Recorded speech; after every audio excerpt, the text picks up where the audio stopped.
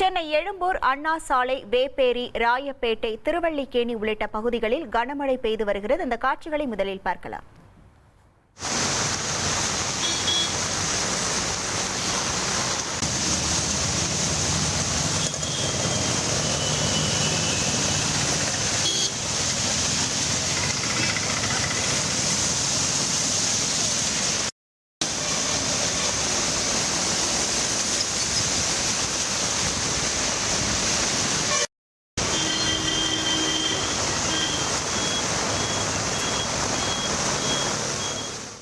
விவரங்களோடு இணைகிறார் நமது செய்தியாளர் சசிதரன். வணக்கம் சசிதரன், எவ்வளவு நேரமாக இந்த பகுதிகளில் மழையானது பெய்து வருகிறது? அங்கு இருக்கக்கூடிய கள நிலவரங்கள் என்ன?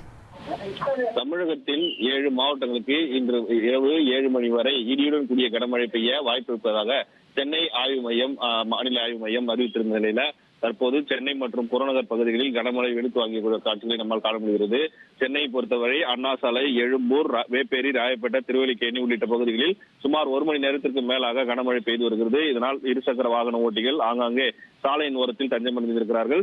சாலையில் செல்ல முடியாத அளவிற்கு காற்றின் வேகம் சற்று கொஞ்சம் அதிகரித்து இருப்பதால் இருசக்கர வாகனம் சாலையில் நடந்து செல்லும் நபர்கள் அனைவருமே குடைகளை பிடித்து சென்று கூடிய காட்சிகளை நம்மால் காண முடிகிறது. வட கடலோர மாவட்டங்களில் கனமழைக்கு எச்சரிக்கை ஏற்கனவே விடுக்கப்பட்ட நிலையில் காற்றழுத்த தாழ்வு நிலை உருவாகி இருக்கக்கூடிய சூழ்நிலையிலும் இந்த கடலோர பகுதிகளில் இருக்கக்கூடிய மாவட்டங்களான சென்னை, திருவள்ளூர், காஞ்சிபுரம் உள்ளிட்ட மாவட்டங்கள் இருக்கக்கூடிய பகுதிகளில் 1 மணி நேரத்துக்கு மேலாக பலத்த காற்றுடன் இந்த கனமழையானது வீசி வருகிறது. இதனால் காலை முதல் இருண்ட வானிலை இருந்து வந்த நிலையில் மாலை நேரத்தில் பள்ளி முடிந்தும் வேலைக்கு சென்று வீட்டுக்கு திரும்பவும் இருசக்கர வாகன ஓட்டிகள், பொதுமக்கள் மிகுந்த சிரமத்திற்கு ஆளாகி இருக்கிறார்கள்.